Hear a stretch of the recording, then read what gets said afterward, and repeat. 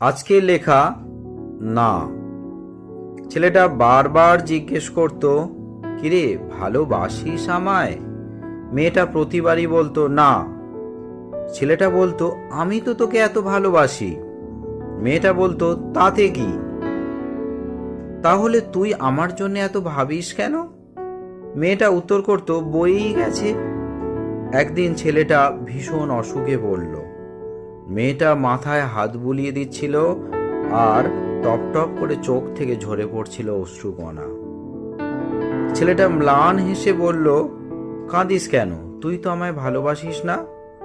নাই তো, বলে মেয়েটা কাঁদতে কাঁদতে দৌড়ে ছুটে বেরিয়ে গেল। অসুখ যখন দীর্ঘস্থায়ী হলো, বাড়ির সব মানুষজন খুব চিন্তায় পড়ল। চিন্তা বাড়িয়ে ডাক্তারবাবু বললেন, ছেলেটির দুটো কিডনি নষ্ট হয়ে গেছে। বাড়ির লোক আতান্তরে পড়ল। কয়েকদিন পর কিডনিও মিলল, গ্রুপও মিলল। হাসপাতালে দৌড়ঝাঁপ বাড়ল। অপারেশন সফল হল। কিছুদিন পর মেয়েটা দেখতে এলো।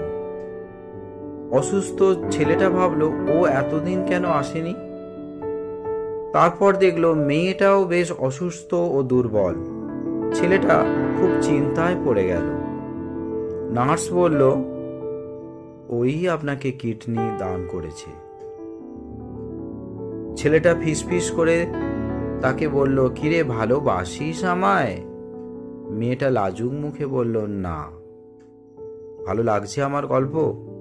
তাহলে লাইক, কমেন্ট ও সাবস্ক্রাইব করে পাশে থাকুন।